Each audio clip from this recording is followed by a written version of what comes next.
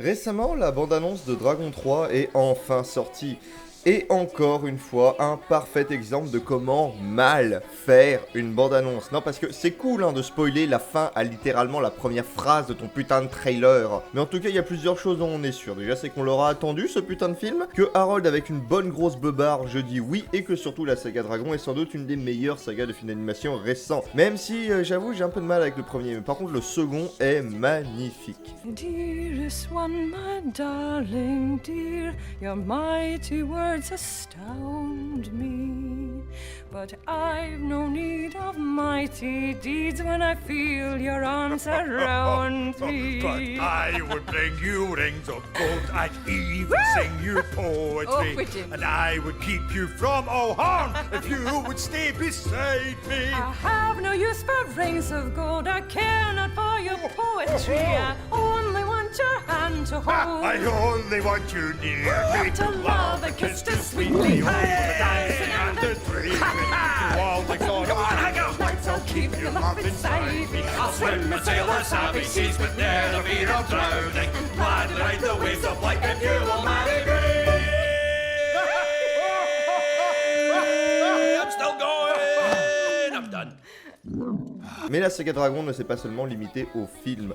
En effet, pour tabler sur le succès de la franchise, c'est bien 2 séries qui seront lancées. Et pour le coup, les deux faisant vraiment partie d'un tout et que seule la qualité graphique change avec 2-3 autres trucs, je vais traiter les deux en même temps parce que les faire séparément n'aurait aucun intérêt et serait 10 fois trop long. Donc aujourd'hui, on va parler des séries Dragon.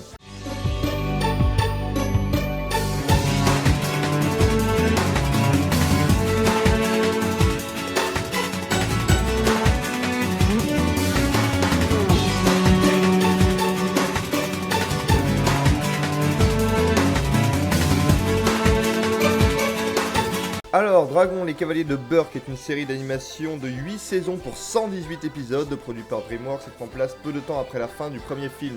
Globalement, la série va traiter de la vie d'Harold et des débuts de la cohabitation entre humains et dragons.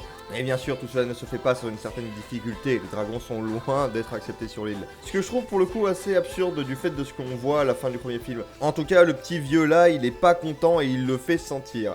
Bon, papy commence un peu à sucrer les fraises, parce que il gueule, mais il propose pas grand chose derrière. Mais bien sûr, la série ne se contentera pas de ce vieux rabougri en guise de méchant. Non, elle va plutôt te sortir le méchant le plus générique du monde.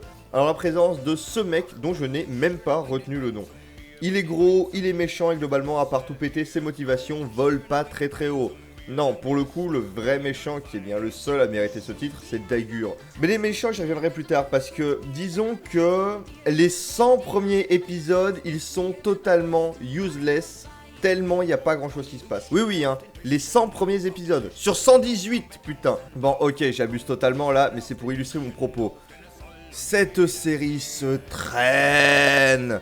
Oh mon dieu, ça se traîne du cul, mais c'est une horreur. Putain, même Code Lyoko, qui est dans mon top absolu des séries qui se traînent le plus le cul du monde, est plus concis que cette putain de série.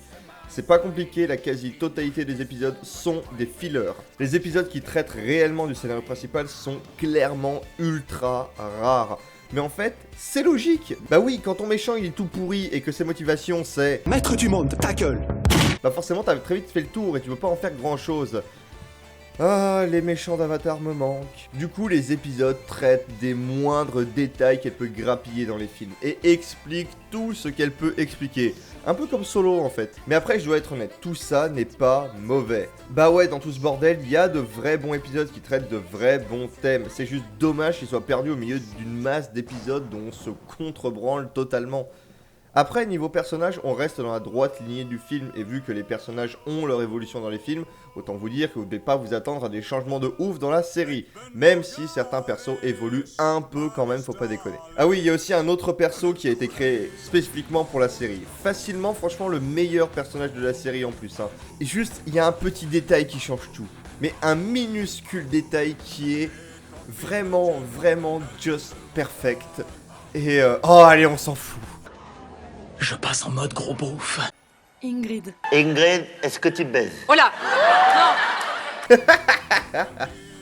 Oui, je suis désolé, mais C'est juste en France c'est foutu, tu peux plus appeler un perso Ingrid, c'est mort aujourd'hui. Et par contre sans rire, c'est le meilleur personnage de toute la série, hein. Des 2 séries même. Alors, Ingrid?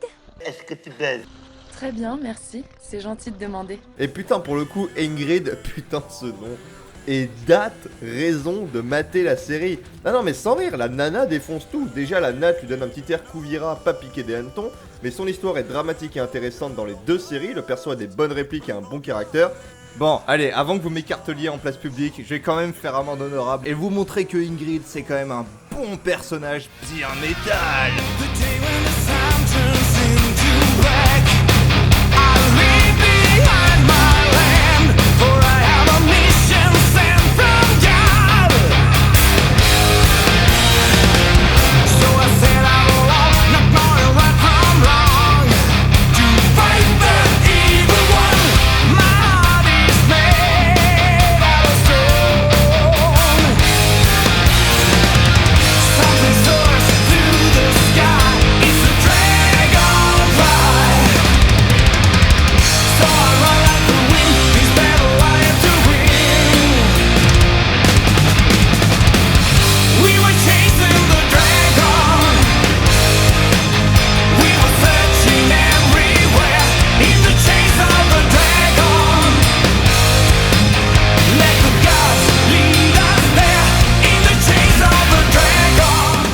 Et en plus, elle a la meilleure relation possible avec Dagur dans la 2ème série, qui a déjà bien plus de gueule. Eh bah voilà, ça c'est un méchant qui a un design qui a de la gueule. Bon, ok, ses motivations, c'est toujours Maître du monde, ta gueule. Mais son côté taré le rend intéressant et vraiment imprévisible, et je vous révélerai pas le plot twist qui le lie à Ingrid, mais franchement ça envoie le pâté. Et même au fur et à mesure de la série, il devient vraiment un excellent méchant car il devient très touchant par rapport à son histoire personnelle et familiale. Et par exemple, la fin du personnage, sur lequel je ne vous dirai rien parce que je veux vraiment pas spoiler, elle est vraiment excellente. Voyez-vous, en fait, Dagur c'est un bon vin, c'est faut le laisser décanter un moment pour qu'il devienne bon. Bah je vous jure que vous attendez à attendre un petit moment, particulièrement dans la première série où il est nul à yesh. Mais alors par contre, dans la 2ème et notamment dans la 2ème partie de la 2ème série, il en devient vraiment excellent. Et au final c'était même une bonne surprise, parce que moi j'étais parti de base avec Dagur comme méchant très cliché, pas foncièrement excellent, mais avec une folie un peu intéressante. Et bah au final à la fin, on a un vrai bon méchant qui reste. De toute façon et sur tous les plans, la 2ème série est bien supérieure à la première. Au niveau du scénario c'est mieux, avec beaucoup plus d'épisodes qui suivent le scénario principal. Un méchant qui a enfin la classe, de nouveaux environnements à quasiment tous les épisodes. Mais alors surtout, damn, qu'est-ce que c'est mieux animé que la première. Et ouais, parce qu'il faut bien le dire, même si c'est DreamWorks qui a fait la première, c'est clairement pas beau. Surtout c'est con de totalement foirer le rendu de la flotte quand la série traite de vikings. Mais même les environnements terrestres étaient vraiment cheap et tristes pour le coup. Bon après, évidemment qu'on va pas demander à la série d'avoir la même qualité visuelle que le film, hein, faut pas déconner, la série a son budget. Mais quand même, on sent terriblement le manque d'argent sur cette première série. Bien que, soyons honnêtes, c'est principalement les premières saisons qui souffrent de ça. À côté de ça, la seconde faite sous l'égide de Netflix, elle te fait clairement sentir qu'elle a plus de sous-sous dans ses popoches. Et putain, c'est tant mieux. La base avancée, par exemple, est très cool visuellement, hein, même si j'ai quand même vachement du mal à croire que 5 gamins ont réussi à construire ça tout seuls, dragon ou pas. Bon, par contre, le MacGuffin de l'œil de dragon, c'est vraiment ni très fin, ni très original. Surtout que, on sait pas vraiment comment ça marche, ni la logique du truc. Parce que le machin qui a été récupéré sur une épave de chasseur de dragons et qui ne peut être allumé que par un dragon vivant, je sais pas, ça me paraît un peu pas pratique comme concept pour des chasseurs de dragons. Après, peut-être que cet univers n'est habité que par des cons, hein, qui sait. En tout cas, les persos sont vraiment bons dans la seconde série qui, j'ai oublié de le dire, se passe 3 ans plus tard. Ils ont clairement pris de la maturité et de la sagesse. Surtout que je les trouve assez drôles, genre les 2 jumeaux ils sont tellement cons mais tellement allumés, putain, sans déconner, niveau humour, c'est les meilleurs persos de la série. Par contre, un des vrais défauts de la série se retrouverait beaucoup plus sur ses thématiques et surtout la manière que la série a de les aborder. Parce que en gros, la série n'aborde pas vraiment de grands thèmes, pas vraiment de grands questionnements et va pas non plus questionner énormément son public. Même parfois elle essaye de le faire, mais elle le fait mal. Parce que par exemple, prenez cet épisode où Astrid se fait reprocher d'être trop stricte, trop sévère avec les 2 jumeaux. Sauf que depuis le début de la série et depuis le début de l'épisode, on nous montre clairement que les 2 jumeaux sont 2 personnages complètement cons et incapables qui foirent littéralement tout ce qu'ils font et qui en deviennent réellement dangereux pour eux-mêmes et surtout pour les autres. Quand tu sais que les ennemis veulent quand même buter les héros, ils le disent texto beaucoup de fois, c'est chaud. Dans n'importe quel autre univers, des personnages aussi débiles et incapables associés à une tâche comme ça, ils se seraient fait virer, mais au bout de 2 jours. Du coup, ça paraît super bizarre qu'on reproche à Astrid d'être dur avec eux. Ils sont complètement cons, il y a vraiment besoin de les recadrer au bout d'un moment, quoi. Et il y en a d'autres, des épisodes comme ça, avec des thématiques que j'ai l'impression qu'ils sont complètement foirés. Et là, j'ai pris un exemple de la deuxième série, mais ça arrive aussi dans la première.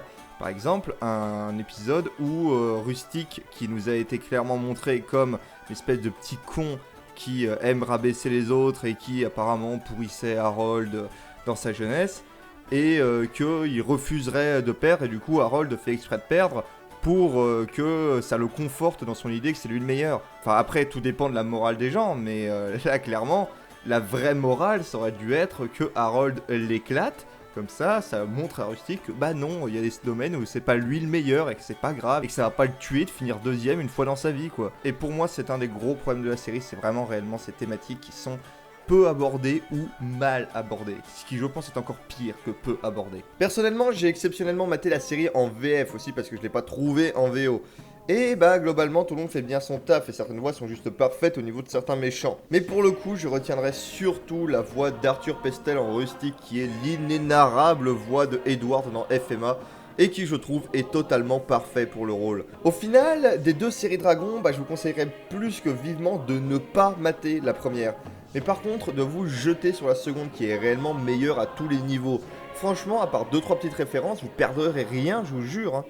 Avec un visuel bien respectueux du film, des persos qui restent ceux du film, et même des scènes visuellement impressionnantes et des méchants cool, ainsi que le personnage de Ingrid qui défonce tout. La saga Dragon c'est au final plutôt pas mal développée avec ces suites-là. Donc en attendant la sortie du 3e film, je ne peux que vous conseiller la série Netflix. Même si bon quand même je répète, mais vous attendez pas des évolutions de ouf parmi les personnages, c'est quand même réservé au film. Quant à moi je vous dis à bientôt et salut. Light, tomorrow's light, tomorrow